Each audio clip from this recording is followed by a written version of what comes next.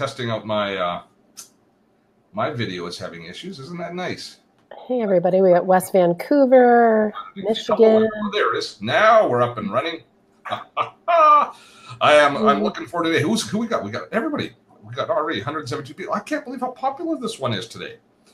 It's going to be a great topic. I'm really passionate about office space. I think it's just well, I know it's because I've been setting up and we moved, and I've just been thinking about it so much. And so it's well, as I recorded the video, I realized it's a little bit self-serving today. It's like, and then I did this, and then I did that.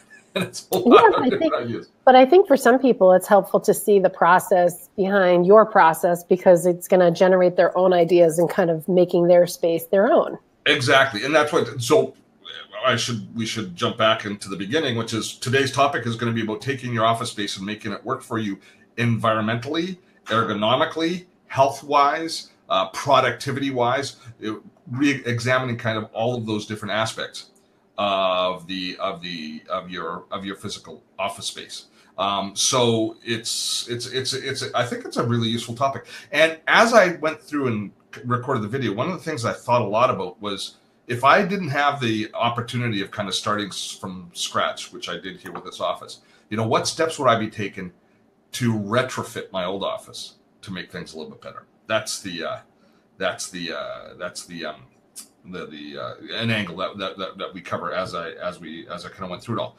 But here's the agenda for today. As usual, we've got a pre-recorded. I've got a pre-recorded presentation where I'm talking about all of the different touch points of what I think it takes to make a really healthy and good office. That's a productive environment. April and I will be in the chat room with you through the entire video. Looking forward to your feedback and your input. Any of you who are having issues with the video feed, just refresh your browser. There's a reconnect button at the top of Webinar Jam, but sometimes it works better to just go into the browser and refresh the browser. If that doesn't work, try a different browser. Yeah, I see Bradley is having that. I had that exact same thing. And when I refreshed the browser, when I hit refresh in the browser mode, it all came in and it started feeding through. So just make sure that that's all set up for you guys. If you have any other issues, you can always, of course, try a different browser. As usual, we want to send a huge shout out and special thanks to all of our patrons at Patreon. Dottotech is a community-funded channel. We're supported through the generosity of you folks. And your generosity and support allows us to do this weekly webinar series, amongst other things. In this weekly webinar series, we try and provide you some really good value each and every week on a different topic in the productivity or online marketing or desktop video or webinar space. We try and cover as much value as we can. And we're always looking for suggestions of topics that you are interested in. As a matter of fact, next week, April and I just kind of came up with it. We were going to be talking about writing next week, which I think we'll do the following week. But because it's Valentine's Day, we thought we'd take a theme. We'd talk about what we love and what we don't love so much in the online space. It'll be a fun webinar next week. We should have a really good time. So what do you love and what don't you love? So April, hopefully by the end of this webinar, April will have that configured so you can register for next week. If not, of course, we'll be sending out all of the updates in our email as we go along. So April, am I missing anything? No, you talked housekeeping. We thanked our Patreon supporters. I think we are ready to rock and roll. Only you wanted to probably let them know that the video is a little bit longer today than usual. Yeah, the video is a little on the long side, and I see that some people are having a little bit of issues with the video. So let's get people who are having issues making sure that they go into their browser and refresh the browser. If that doesn't work, try a different browser. Try loading in a different browser, and also make sure that you have all of your additional online services turned off, that you're not Dropbox file syncing. If somebody in your family happens to be watching Netflix, that could be an issue. So we'll just kind of struggle our way through as far as if you're having some technical issues. The other thing about Webinar Jam is it does improve as we go along. It load balances as we're going on. We have quite a few people online. We already have 245 people in the webinar right now. So you want to be, it will often kind of improve as we're going along. Plus, don't forget, we do have a full replay that will be sent out immediately after, or as soon as I can compose it afterwards. And one of the benefits of the replay is I host it in YouTube for the first 48 hours. So you can fast forward, you can put it in double speed, and you can save a lot of time by watching and kind of playing it fast forward. All right, so let us now jump in and let me load up the video. And here it is, setting up your office for productivity and Zen. Setting up your workspace for productivity and peace of mind. You know, I never would have thought this was a really big issue going back 8 or 10 years. Every space that I've ever worked in kind of grew organically from whatever space was available and whatever stuff we had on hand to fit in. And I don't know where the change came in me personally. Over the last couple of years, working in a small home office, starting to recognize the impact that my physical space was having on my state of mind and my ability to be productive. Concentrating on this on our YouTube channel, certainly a lot on productivity and the different things that combine to set us up for success, where I would experiment with using things like music and lighting and all those sorts of things to help kind of focus me. I guess those all came together, as well as one really important factor. As Shannon and I were preparing to move out of our old home, we had listed it for sale, and they sent in a staging expert to help make our house look good for the people that were coming through the open houses and looking to buy our house. And she went through our house, and Shannon's a fairly neat housekeeper, and our house is always clean and organized. But she told us to get rid of so much stuff, and ended up reducing the amount of clutter we had in our lives. Stuff that I didn't even see as clutter. It was just good stuff that we had around that we might have used or might have not used a lot, but it doesn't really matter. The point was that she saw things that we didn't need and had us move them away. Some of the stuff we gave away to charity, some we put in storage, some we threw out. But reducing the amount of stuff in the house had a really unexpected consequence on me. For the first, not maybe for the first time, but I recognized that even though we were in a stressful time preparing to move and having to have our house constantly shown, anybody that's gone through that knows that it's terrible to have constantly to have people marching through your house, judging your house, wondering if there's going to be an offer on your house, all of those pressures. So it was a stressful time. But there was a part of me that was reveling in the calm I was experiencing in my own home, which I'd never experienced before, because reducing the amount of clutter seemed to take weight off of my shoulders. And as I thought through that, Shannon and I had a really nice conversation as we moved, and we said, we both appreciated this fact, and we said, in our new house, we're not going to be minimalists, but we're going to definitely simplify our lives an awful lot. We're going to have a lot less stuff, and we're going to keep it in that uncluttered space. And I looked around my office, and my office was always very functional, but I realized that I had clutter in my office that I didn't need. And I determined to do the exact same thing in the new office. Now, I was lucky from the perspective of A, I had the awareness of what was going on, but B, I had a touch point where we had to move.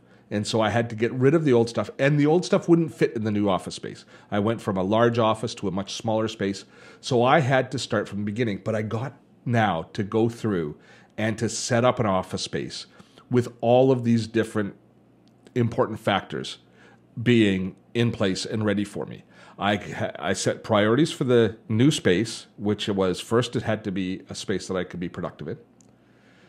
I wanted a healthy environment. And by healthy, I meant not just healthy, but healthy in my head. I needed a place that, I call it an oasis of calm. I wanted to create an office that when I walked into it, I felt a sense of peace, a sense of calm, a sense of focus. I wanted to see if I could make my environment help to facilitate my work and my life.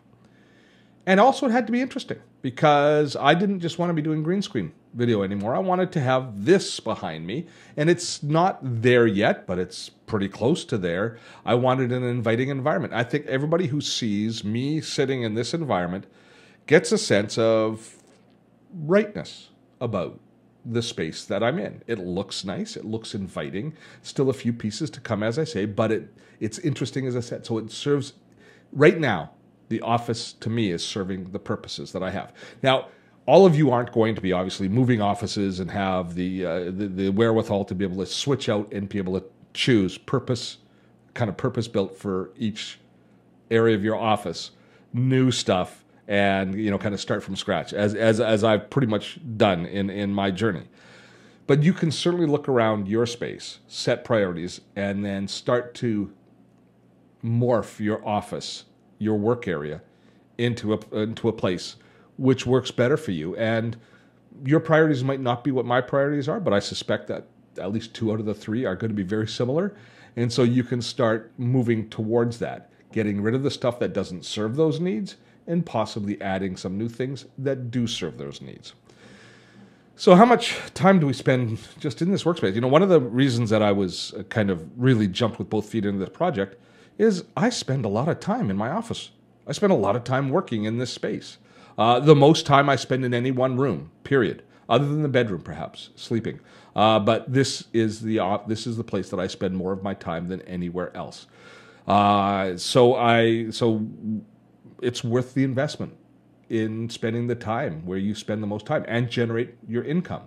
So I think this is a worthwhile project. So we're going to go through desk considerations, the setting up of the space, seating, lighting, the facilities. So that's like storage, etc.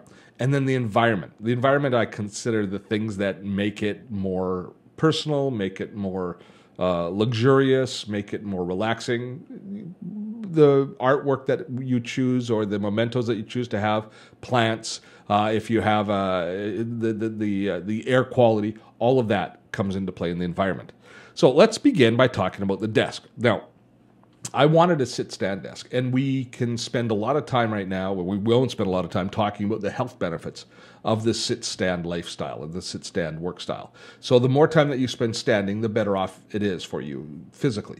But getting the right piece of gear that's going to facilitate you still being productive and standing, that's going to require you doing a little bit of research. Now, I wanted my desk, besides being sit-stand, to be clutter-free. Because I've become now a clutter aficionado of an uncluttered environment. I love simplifying my life, and I know that having a clear desktop means that I can approach all my work with a clear mind. I'm not distracted. So I wanted my desk to be clutter-free. So there was a few things that I did. I didn't want to have monitors sitting on my desk, etc. So some of the different considerations that I made in setting up the desk incorporated a clutter-free environment. And then I also needed to be functional. I needed to be a place I could sit down and really work and record. So it had to have a studio type feel to it. Obviously, I had to have a fixed microphone with a suspension arm for it. I needed access to my different audio and video controls that I would need. It had to be set up properly and functional for me to record videos for YouTube and also to host webinars and other live events for webinars for this sort of content. So those were the criteria that I had for my desk. So as far as the sit-stand options, I went through did a lot of research, and there's a lot of options out there of different manufacturers that make sit-stand desks. You can get them from IKEA, for goodness sakes. You can also leave your existing desk in place, and you can choose one of the tabletop or the conversion units that will allow you to basically set a new rig on top of your desk that has sit-stand functionality. And so you have to decide what suits your need as far as your the esoteric value or the kind of the whether or not it works functionally, and also whether it works aesthetically for you. And I didn't like the idea of having a big clunky thing sitting on top of my desk. Now, I had a great big old desk that I loved, but it was just too big for the space. So I had to go with a new desk. So I researched around a lot, and I looked at a lot of different options. Now, I have the additional challenge of having to import something into Canada if I buy it in the States. And typically speaking, I was finding most of the products landed somewhere between $800 and $2,000 Canadian. So that would be like between $650 and $1,600, $1,500 US. Most of the desks landed in that space. And then I came across the Jarvis desk. That is the one that I ultimately bought. Now, one of the things I liked about this desk was, first of all, the model that I bought was a smaller surface area. I wanted to have, I recognized that I just wanted my desk to host my computer. I didn't want to have lots of room for papers. I wanted it to be clutter-free. So it had to be large enough to support essentially a 2-monitor setup, although I don't really use 2 monitors in a traditional 2-monitor sense, and I'll show you more of that in a moment. I wanted it to be a raising desk. I wanted the desk itself to stand. I decided to go with an electric rather than a crank, just because of the speed difference, and plus the cool factor. It's pretty cool to watch it go up and down. And then as I did some more research, I loved the kind of just the philosophy of this company. The desktop I chose is a bamboo desktop, which is not wood, but a grass, which is very environmentally friendly. It grows very fast. And it's also beautiful to look at. And that started to set kind of the color pattern in the stage for the rest of the office as I kind of started to pull things together. And I loved the scallop top that you see here on this particular one that was available to me. So as I looked at what options were available, I made sure that I got some cable management, because I wanted, part of being clutter-free is making sure that you can package all of your cables away so that they aren't hanging down and unsightly. And also, they're also a bit of a tripping hazard, especially if you have a dog that likes to go under your desk. He can easily hook up in a cable and then end up unplugging something in the middle of something. So I got the cable package, and I'm still organizing the cables because you have to make sure all of your gear is in the space that you want before you set up before you wire in or kind of firm up the cables. And then I looked at the monitor arms that they had available. And there were some that you can buy them out from Amazon. There's a lot of different places you can get monitor arms, which will lift the monitor up off your desk. Now, one thing you have to pay attention to is, does your monitor allow you to put a VESA plate? I think it's pronounced VESA or Visa, V-E-S-A plate on the back, which is an industry standard plate that attaches to the back of monitors to marry it to the monitor arm, because of course you're removing the stand. Not all monitors have a plate like this available. Now, I ended up purchasing a third-party monitor and attaching it to my Mac that was Visa compliant. It was a nice, beautiful, big monitor, but it looked like crap on the Mac. Mac users should stay with Apple monitors at the end of the day. So I had to go out and find a 24-inch Apple Cinema display, which they don't manufacture anymore, that's used, go through quite a mechanism, or quite a process, to remove the back plate and attach a Visa plate to it, and then hang it. And this monitor that I hung, that you see here, actually is the maximum weight that this arm will allow. Now, I bought a dual arm that can set up for 2 monitors, but I had it set up with a keyboard, with a notebook tray. The reason is, when I'm doing webinars like I'm doing right now, is I wanted to have a notebook so I can audit the webinar and record the webinar. That's the way I work, because I always have an auditing notebook that works with me. I don't want to have my information spread across 2 displays, because for me personally, I find it distracting if I have too much information readily available to me. So I have a purpose of having the monitor tray here, or not the monitor, but the notebook tray here, but I don't want to have the notebook kind of an active member of my day. It's only when I am broadcasting webinars that I want that there. But having it sit here means that I'm always aware of it. I'm always aware of what's happening with the feed, and it makes my job as a webinar host more effective having it. So it works out really well, and it will swing out of the way when I'm not using it, so I can actually kind of move it back almost out of sight, out of mind when it's not being used. The benefit of this as well is all of these the monitor arm lifts everything up off of the desktop, helping me keep a clean work surface underneath, which is pretty much clutter-free. Again, kind of following along on that theme. So I spent a lot of time deciding the options that were going to be incorporated into my desk. I ended up spending just under $1,000 US on this desk. I'm thrilled with it. It's a solid piece of hardware. One piece came with a slight crack in it, just one of the electronic pieces. They immediately sent me out a replacement. Their customer service was wonderful. So I am really happy with this particular purchase. And now we had the beginning of the office setup. We had a desk that I could start to build the rest of the system around. I could build the rest of my system around. So as you look at your desk, you can go through the same kind of decision-making process. Is it cluttered because of a monitor, or do you have 2 monitors, which is distracting? Can you simplify what's on your desk? Can you get your desk more clear of clutter and get it closer to a space that doesn't distract you when you're doing your work? All things you can do with any desk surface. You can figure out ways to make it more efficient. The monitor arms, I didn't think I would be that big a fan of the monitor arm before I got it, but I love it. I'm amazed with how much it cleans up the entire environment. Monitor arms, good idea. So desk was number 1. It's where I spend most of my time sitting or standing. So now, sitting and standing, what are we going to do as far as that goes? Well, I've talked to you a lot about in the past about my seating options. Now, I used to use a ball chair, an Evolution ball chair that allowed me to sit on a ball, which is supposed to be good for your core strength. I've become a bit of a fitness nut, especially in the last year. I work out like a fiend, so I'm always concerned about core fitness and keeping the flexibility in my lower body and all of those sorts of things. And I believe in the concept that CoreChair, the people at CoreChair promote, called active sitting, where rather than having the chair support you in every way, let your body's core support you and work and be a little bit active, and have the chair kind of facilitate that. So you're always moving a little bit. It helps keep you a little bit more awake, a little bit more aware, but it also keeps you, I believe it's healthier because your lower body is constantly working, sitting in a chair like the CoreChair. So the chair, with the CoreChair, you sit on top of a kind of a gimbal that gives you height, but allows you to wobble around and move around. And I'm constantly wiggling back and forth in the chair. You might even notice it as I'm doing webinars. But that is, I think, that's a good choice. So you can get that with a ball chair. There's a variety of different types of chairs that will give you that option. Now, when I go into standing mode, I raise the table up to a height that's comfortable for me.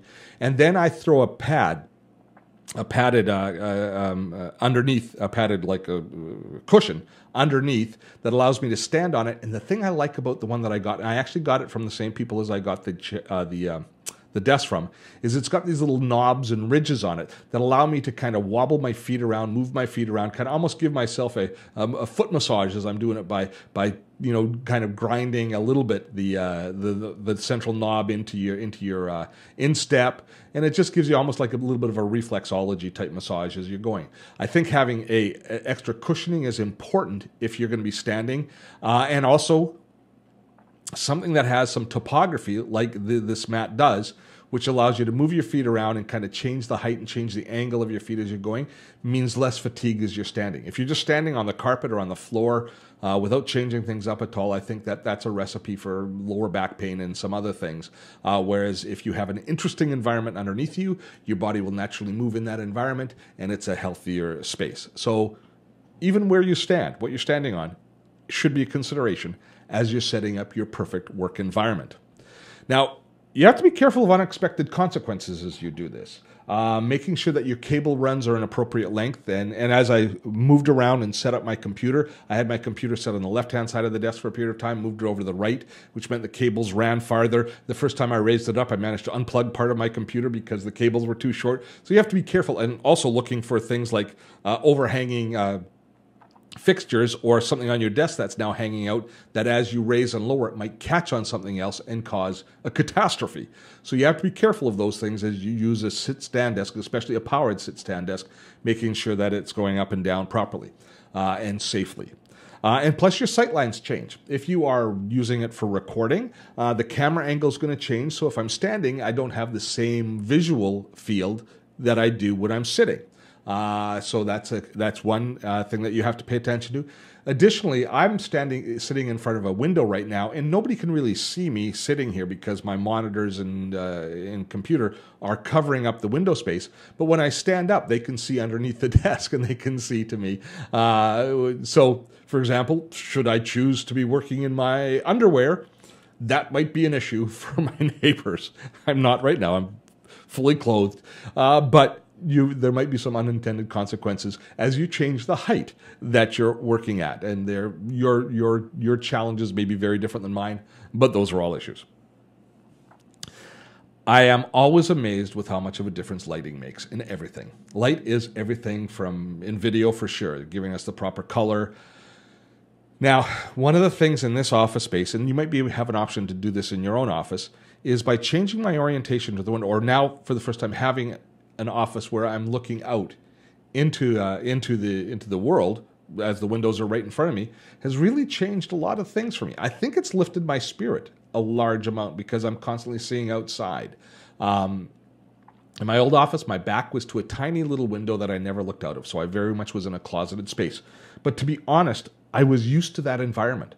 Because in the television studio, our office had no external windows, the office we worked in. And when I was in the studio recording, of course, we had no windows. So I was used to kind of being closeted in a bunker all of the time. And I spent the better part of probably 30 years of my life in just such an environment. Well, my goodness, having these windows here has lifted my spirits and lifted my attitude towards things. I find when something bad happens that it doesn't stick with me nearly as long. If I'm lost, I will often find myself kind of staring outside, but it's kind of cathartic as opposed to, you know, I would probably in the old office get bored, get up, stand, and go do something, maybe go eat something. I don't know, but that's to me, it's been a good change to have these massive windows right here. Obviously, we benefit a lot within reason for the video as well, because the natural light coming in really has enhanced and made the entire space look so much better. I've added my overhead lights, which I've talked a lot about from a video perspective of producing. I've got new LED panels attached to the walls, which balance out the light during the day and give me lighting in the evening to allow me to still record. So we've got all of that in place, but thinking about where you're oriented with the window, how much glare you're going to have on the monitor. One thing I have noticed, in a bright day, when I'm staring at the screen, sometimes it's a little bit harder to see what's happening on the screen because the extra light is causes a little bit of distortion as I'm looking at the monitor. Not enough to bother me. The benefits outweigh the disadvantages at this point, but it is a consideration. I'm facing north, so I have no direct sunlight coming in this window. If you're facing in a direction where direct sunlight comes in, then you have to make sure you have appropriate blinds and those sorts of things in place because it will occasionally affect you. The overhead lights are another big issue. Most houses, most offices have fluorescent lighting, which is awful color as far as how it makes us feel. Plus, it creates a buzzing noise that is very unpleasant as far as I'm concerned. So it's a lot of different type of pollution coming from overhead lights. So figuring out what you want to do with your lights that are hanging over your head, that might make a big difference in your office space, especially if you have big fluorescent tubes that could be replaced with something a little more friendly to you. Now, I've got, in this particular office, this is one change that's still coming. We have an overhead fixture, which is just a chandelier type, a round chandelier. And that's going to be replaced with track lighting that I'm going to put Philips Hue lights into so that I can cast a color. I can cast different colors on my back wall to make the office space look more visually interesting. I don't know what having colored lights will do as far as how I feel, since they're probably only going to be really on when I'm recording to set the mood for recording. But paying attention to those overhead lights and not having just a general purpose light that lights a whole area, but instead creating pools of light around your office, I think is something that really does help you to create a more welcoming environment. So regardless if you're retrofitting an office or starting from scratch, paying some attention to where light's going to come from, how it's going to land on you, and how you can make sure that your work surfaces are properly lit, but creating a little bit of difference in the light that's appearing within your space, that creates a more visually interesting and I think a more restful environment for you. And as well, if you have a choice, paying attention to the color of light. You know, with these tunable lights now, you can choose to have light that's going to go from yellow to blue as far as the spectrum goes, mimicking daylight more or mimicking, fluorescent lighting or other colors of light. So finding the one that sits best with you for helping you focus, relax, see, read, that's all now decisions that you can make. You don't just have to deal with the light that's there. You can look at the light and say, I can do better by adding a desk lamp here, by replacing a fixture there, by changing out the type of light bulb there, by adding screens or blinds to allow light to come in a different way. But play around with that because lighting will make a profound difference in how you feel about the space that you're in. And when you know how it is, when you walk into a brightly lit room, what does it do to your spirit versus when you walk into a subtly and kind of organically lit room? You have a different feeling, a different sense when you enter each of these spaces. So make the lighting work for the purpose that you have within your office space. It's an easy fix. That's one that everybody can do and start on right away. I won't spend too much time talking about facilities, the storage, but other than the fact that I really concentrated on making sure that things like my filing cabinets and stuff were hidden away from my view so I didn't feel that there was a lot of clutter here. So I, again, was reducing the amount of clutter that I had. I am adding a chair, a comfortable easy chair, a recliner behind me because I do intend to do a lot of research and reading and just relaxing within this space. I've done a lot of work to make this space comfortable. I want to have it more than just when I'm sitting at the desk or standing at the desk working. So I'm adding that. And there's two parts of that chair, which is still on order, coming in. The other part is I want it to be more visually interesting when we're doing webinars like this because Farley will jump up and down on the chair occasionally, which I know our community likes to see that kind of access to your life. So having that there, I think is, having him be able to kind of become more of a character and things is a good thing as well. So I'm looking forward to that being added. I'm really anxious to get that chair here. I'm frustrated that it's not here yet. And then, if depending on the amount of space you have, I don't have enough space here, thinking about having a second workspace that you can work in. And that might be where you have a sitting desk and you have a standing work area where you go and do other things and you stand while you're working. But a change is as good as a rest in a lot of cases. And just changing your position a little bit as you're working, changing where you are, you might find will help to energize you. Additionally, if you have other coworkers coming in, making sure that their workspace is available and they have comfortable areas that they can set up and comfortably work in and not be distracting to you. That's an additional consideration. I don't have a lot of insight for that because I didn't have to set up multiple people's workstations here, but I know that would be a consideration, especially in larger offices, making sure that the workspaces allow you to work together but not in each other's space. I was also quite surprised by how engaged I ended up and how much I enjoyed thinking about the environment that I'm in. Now, I've never been a person, Shannon really, my partner, really deals with most of the look of the house. This is where pictures go, Steve. This is where the couch is going to go. And I think she's got a brilliant sense of design. And I love living in the world that she creates for us. And so I provide the muscle and the level to hang things straight. But here in my office, I took ownership of every part of it. And I thought long and hard. And I spent a lot of time just sitting in here looking at things and thinking, what can I do? And then spending a little bit of time online. Now, I didn't get into Pinterest, but I did spend a lot of time looking at Amazon and looking at other areas about what sorts of pieces I could add.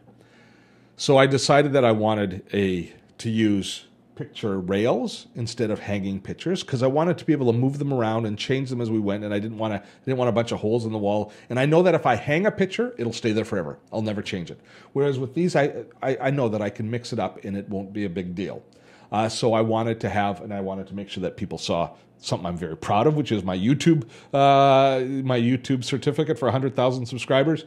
And I wanted to make sure there was something personal in it. So I have pictures of my son, my dad, and myself all fishing, something near and dear to me. In our shopping expeditions, I found a really nice bookcase that when I saw it, I loved it. It's made of the same type of bamboo as my desk, so there's a tie there. And I love the fact it's not a square bookcase, but it's got the kind of the angle to it. And it was a beautiful piece of furniture, and I could just see that really living nicely in the background of a set. And the fact it's a bookcase means that I can change up what's on it so that it resonates, and I could add little personal things and little Easter eggs to it for the video. So I was really happy with how that came together. My plan was to hang other things on the wall, but it's starting to look a little bit too busy there, so I've reduced that. The last kind of three parts of this equation, setting up the environment, after I got the I like me wall stuff, an award and pictures of my family that I love and a motivational quote up. So once I got that kind of stuff up that sets the stage, I happen to have this bookshelf here, which allowed me to put the mixer on it, which serves two purposes. I think the mixer, I think it's just a nice piece of gear, and to have the lights kind of flashing creates a nice busy environment in the set. But it also gives me quick access for making adjustments for audio, and it keeps it clear from the cluttered environment. So that was an opportunity where I found a piece of gear that fit.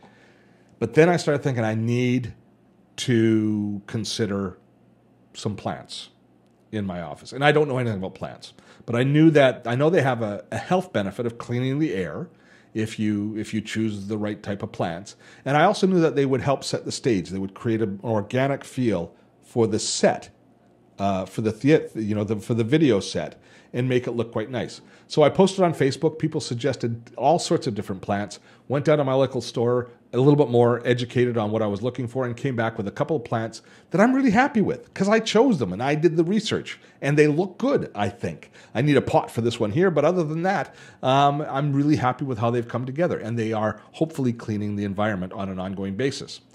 I also use one of these essential oil misters. And often when I have a lot of work to do, I'll put the same scent in that kind of helps me with muscle memory concentrate. So I've got a couple of essential oils, ones for like that help reduce your allergies and other ones that are enhance your sense of focus, they say. I don't know whether they do or not, but I use them in such a way that they do, so that when I smell that scent, it almost helps me center and get into my work environment. The same way that I use a tool like Focus at Will for the music to help me center on my environment. So all of those things help me concentrate. And all of it comes together in an office space that I have built with intent, and I have essentially designed with the parameters that I was talking about at the beginning. One that allowed for productivity, one that allowed me to be comfortable in, and one that would work well in video. I think we've kind of done that. I wanted to build a room that lowered my sense of anxiety about the work that I had, that I wanted to spend time in, that was warm and inviting, that eliminated distractions, that would be appealing to you, my community. I think we've hit on all of those aspects. And I think all of you, regardless of where you are in your office journey right now, you can take something from one of these things that I've said, and one at a time start kind of swapping things out, changing things out, and making it yours. I think we get comfortable, and we, you know how they talk about being nose blind to the smells in your house and that sort of stuff. I think we get office blind. I think we get blind to what's in our environment because we go in and we're focused on work. And all of these things have an effect on us, but if we don't see it, because we don't see it, then we just let it go. But if we change it, we realize that it was holding us back in some way. So I encourage you all to take a look around you. I'm sure there's something, change one thing, but do it slowly. Do it organically. Pause, think about things, and then make a change. And that intent, that fact that you've approached it with intent, I think makes all the difference in the world. I don't know whether or not I did a great job designing my office space. I think I did for me, because I did a great job designing the office space, or the fact that I intended it to do what it's going to do makes it do that. Does that make sense? It's like the intent, the fact that I went through the process means that regardless of what I decided, I think I was going to benefit from it. And that is a pretty empowering position to be in, because it means that the changes that you make will have a positive effect. Let's get to the questions. Right. Hey, we came back naturally this time. That's good. Last couple times it hasn't come back quite as easily. Well, that was an active conversation. So did you enjoy that? Did you like that, April? I did. I actually copied a few links to look at some different stuff that people were recommending. Yeah, it was good fun. So I'll talk about the technology in the video in a few moments, and of course we'll get to all of your questions as well. And there's lots of questions that we've earmarked, so lots of time for conversation as we go along. But I was taking notes too as people were dropping me links, talking to me about the Philips Hue lights that I want to be adding and stuff like that. It's great to have members of the community that have are farther on that part of the journey than we are. Before we go on though, let's just make sure that people know what's going to happen now. We're going to do a Q&A. Once we're finished with the webinar today, I'll take the entire feed. I will re-edit it down and send it out to you all by email with a replay link that you can view. That replay is available to you all for 48 hours. And after 48 hours, we then archive it in our Webinar Wednesday archives, which this is number 47 or 48 of our webinars. 47. And there it's 47. It's there for the benefit of our patrons. We are supported through the generosity of you folks through the crowdfunding site Patreon. For $10 a month, you can gain access to our entire backlog of videos of webinars as well. You get half price on all of our premium courses and all of our courses actually, which can be a pretty substantial savings. Some of our courses are $500, so you save $250 per course on those. And of course, the biggest benefit is your contribution helps keep us on air and helps keep us producing content like this, which I think we all appreciate. And I certainly know from the feedback that we've gotten that you folks appreciate. So those are all the benefits to supporting us on Patreon. And I think April dropped a link into our Patreon page. So to those who are our patrons, thank you so much. We appreciate and we appreciate and honor your contribution, and thank you for helping keep us on air. And those of you who are considering, welcome aboard. I think it's a good place to spend your money. A little bit of money every month. Okay? we will spend it well when we have it. All right. So let us. Scott. Okay. So we got questions. We got a ton of questions coming down the pipe. So before we jump into those, I want to talk a little bit about. There was lots of conversation about whether or not I have the green screen behind me or not this time, and so there's a couple of. I mean, one of the things that I do here on Dottotech is I'm really concentrating on expanding the webinar format, figuring out exactly what works and what doesn't work in this webinar space. We have a course coming up in a couple of months where we'll be doing Winning at Webinars again, where we talk about using webinars to grow your business and to further your business goals or your personal goals or your social goals. So I'm always trying out different techniques and different technologies. So this particular webinar, because we were talking about the office, it just seemed to me that it was natural to have the entire webinar showing the physical space we're in. When I do a green screen and put a generated background in, it distances you by one extra step from my personal life, from the personal connection, because you don't know where I am. It's just, there's a green screen. So it facilitates in some ways the conveyance of the content more effectively, but it also distances you at a personal level. Whereas being immersed in the environment engages you a little bit more, but it provides some extra challenges. It's a little bit harder to share slide information, etc. So we have to bring up the slides on the side. And I didn't like the look of the slides too much, so that's why I took them down a little bit earlier, maybe than people are used to having them up. But that's the balancing act that we go through as we learn about delivering webinars more effectively. The green screen is going to be back. I'll be using green screen where it's appropriate, but it's not always going to be the tool that we choose to use. So we'll go back and forth. And the dialogue, I love the fact that some of you said, I love the office, and some of you go, no, Steve, I love the green screen. That is gold to me, because everybody's perspective is going to be slightly different. And it tells you that, it's kind of art, not science, as to what's most effective. And you have to decide what's going to work best for you and for your constituency. So we will continue that journey. And thanks for the feedback. I appreciate it. All right. So April, let's get some questions. All right, I'm going to start with the questions that are in the questions, and then I'll go back to the chat. Okay. So Mary asked, do you use a laptop with a monitor? I'm sorry. Do you use a laptop with the monitor arm?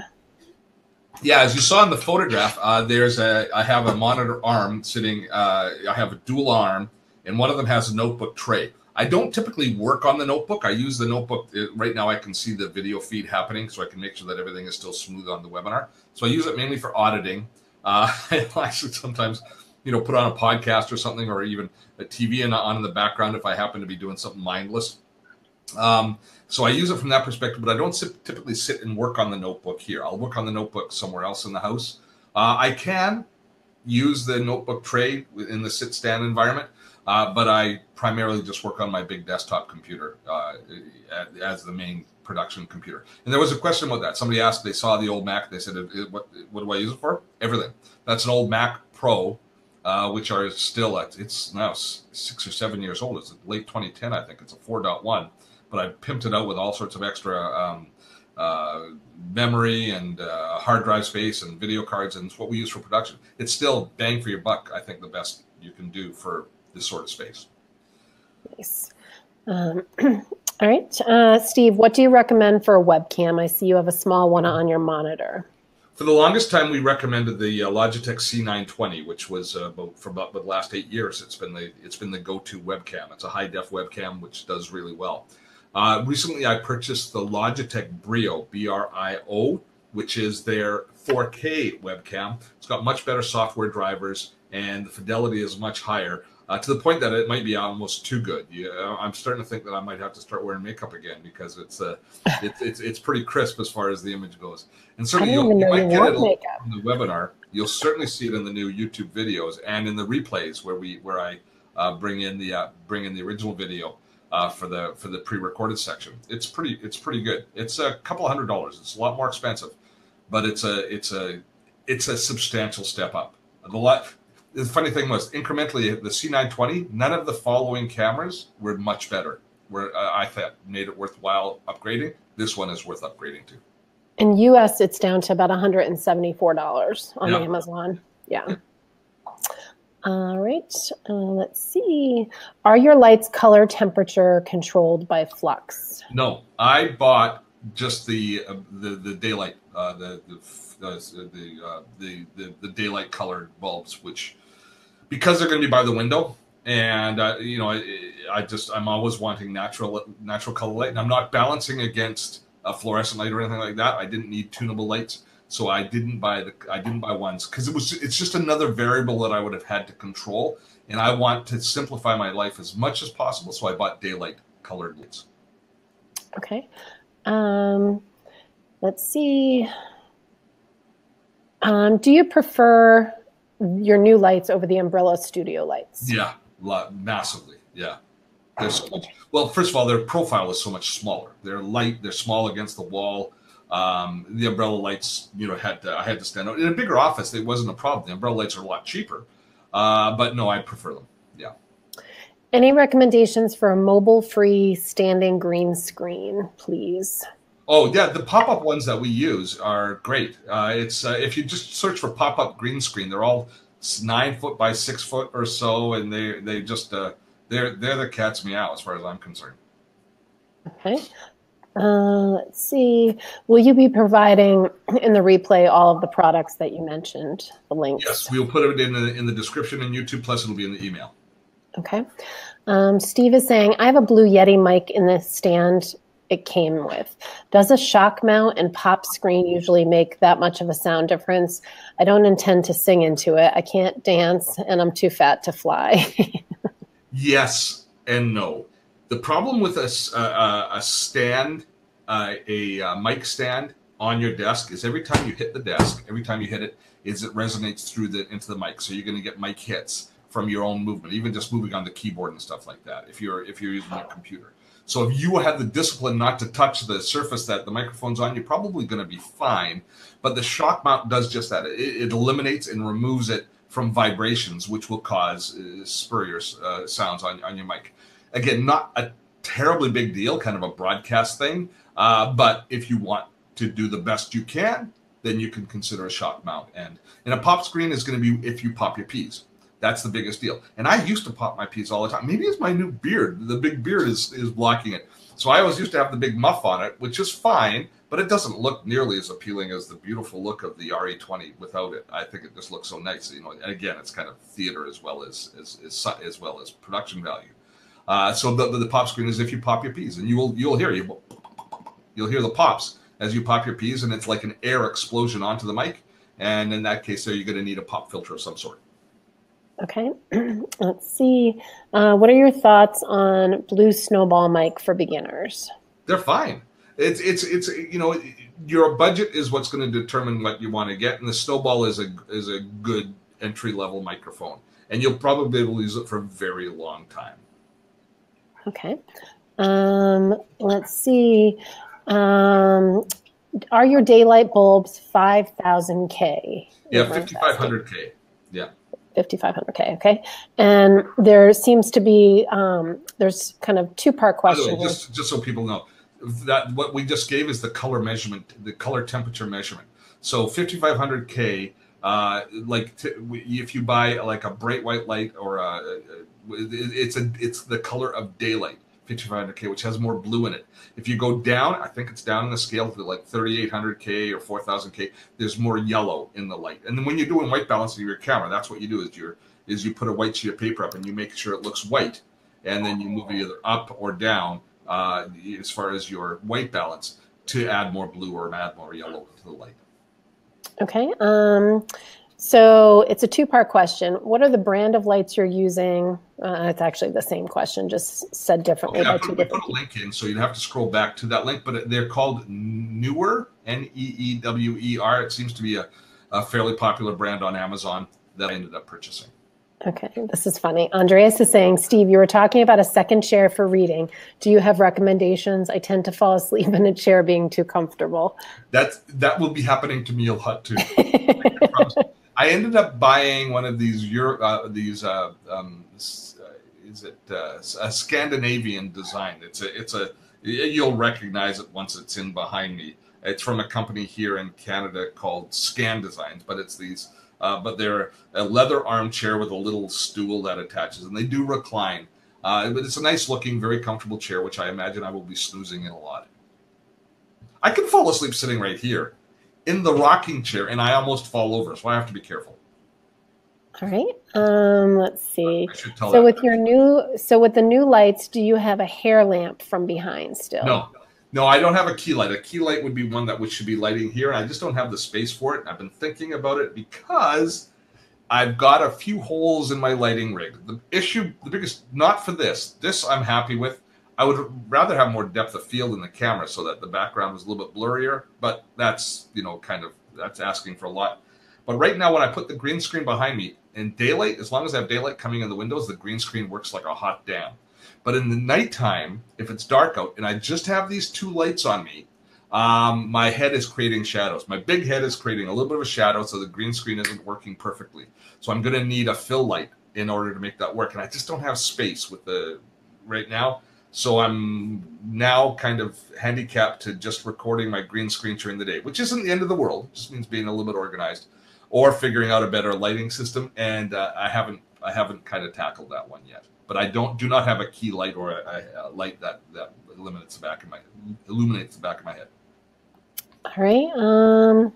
I think that's actually it for questions. Alicia had to go, but she mentioned in your toolkit, if you could update the link to include your fluorescent lights you use, that would be great. That's a great point. I'm going to note it. Yep. Thank you. And I think that's a wrap, my friend. Oh, really? We're not even up to an hour. I know. Well, there was a lot of conversation, I think, happening in the chat, going back and forth. So we just had another question come in. Don't fall asleep in my office. I take power naps. You call it. Steve's asking if our new studio lights heat up the office space too much. No, they're LED. They don't heat up the office space at all. That's one of the benefits of that particular light design is they're cool. Yeah. Which green? I use a spring frame green screen. Yes, I do indeed. Do you have two lights from the front? You wouldn't be considered a key light. Do you have two lights from the front? Wouldn't one be considered a key light? I guess if you're a real lighting expert, I guess you could say one of the lights is a key light, which is the one that I'm kind of facing most in the direction of. But and maybe I used the terminology wrong when I was talking about the hairline one. You're probably right. But when it's two lights, they're both pretty important. I'm just kind of flooding it with light as far as that goes. I just answered about the pop-up stand in the replay. They have 3 of them in Rigid Tools. Okay, I'm not too sure what that's all about. Oh, how do I set it up? The pop-up screen has actually, let me move a bit. I'll be right back. See, this is the stand for the pop-up screen. And I just have it leaning against my closet. Here's the green screen. It's got this wire frame that pops up. So, what are you laughing at? Stop laughing at me. I like that you always have like a plan B and you can answer questions so readily. You're a rock star. There we go. All right, I'm back. All right, so Bill Light. Good point, John. Yes. All right, and so one of the questions that came in, did you address paper filing and how you handle that in your office? I see an inbox tray type item on the second shelf of your small shelving unit. Don't be on me about my paper filing system. I am terribly.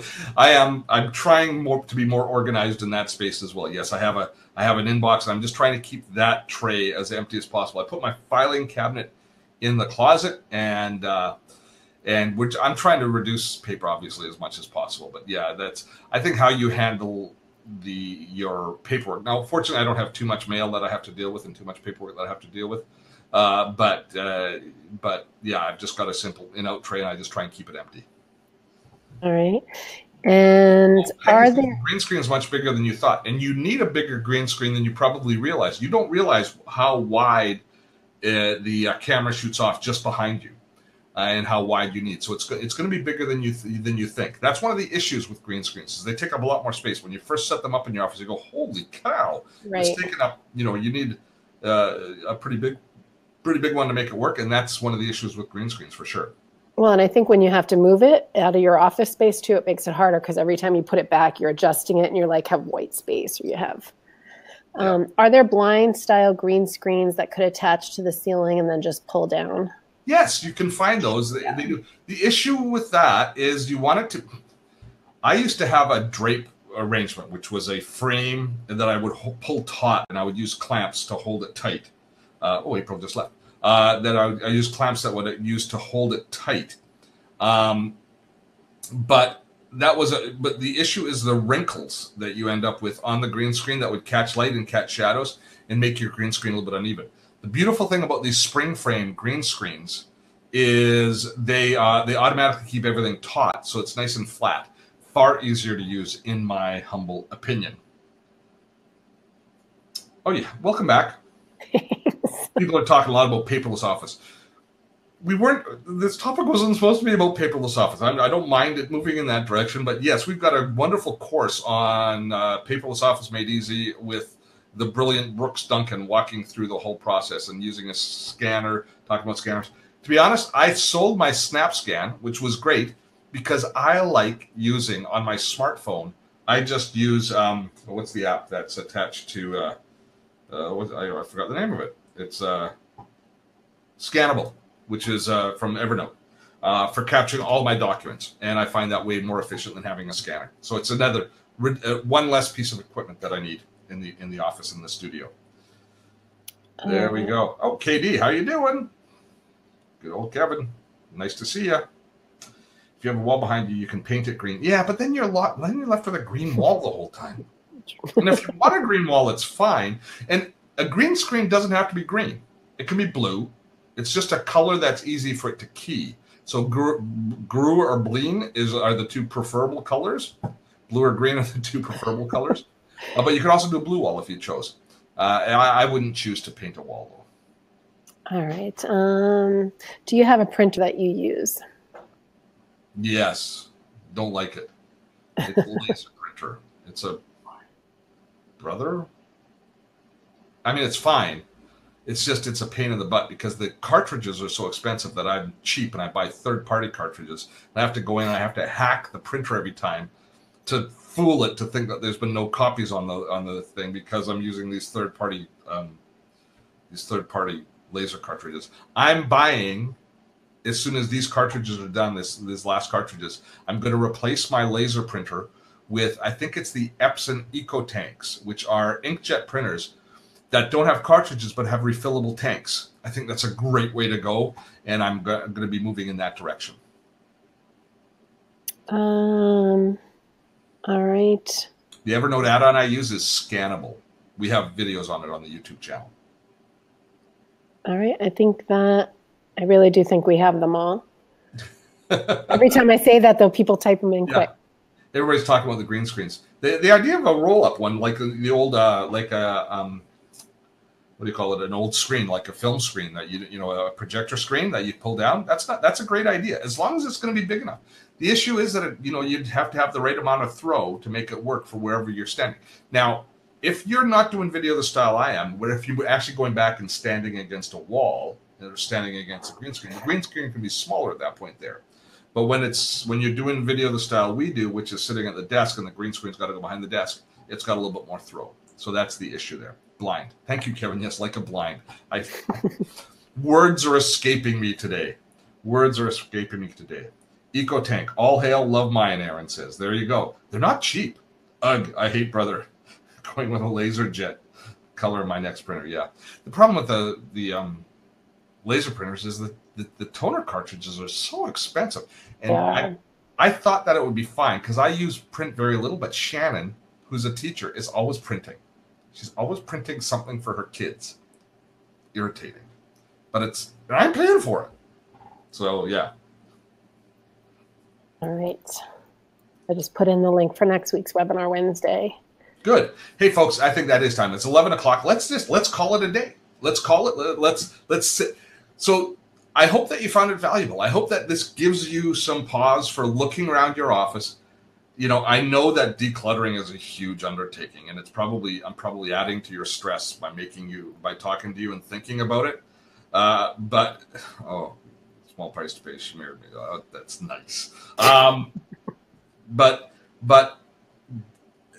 again, you know, I think until you do it, until you actually experience the difference that it makes you feel with kind of setting up the space around you and how much that environment, and maybe it's a guy thing. I think maybe women, I don't mean to be sexist, but I think women maybe get this a little bit more.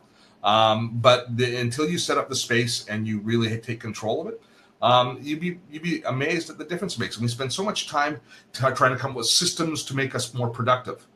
And that's all valuable. That's the grist that drives the Dottotech mill. But a part of that productivity, a big part of that, is the space that you're in, is your energy level and your ability to concentrate. And so spending the energy on, maybe not on a new system, on a new piece of software, but spending some energy on the space that you work in and you live in, that, my friends, is time well spent. So with that, I am going to say, April, thank you very much. Thank you. Check your email. All of the links will be there. We appreciate all of your input ever so much. To all of our patrons, a big old hug to you.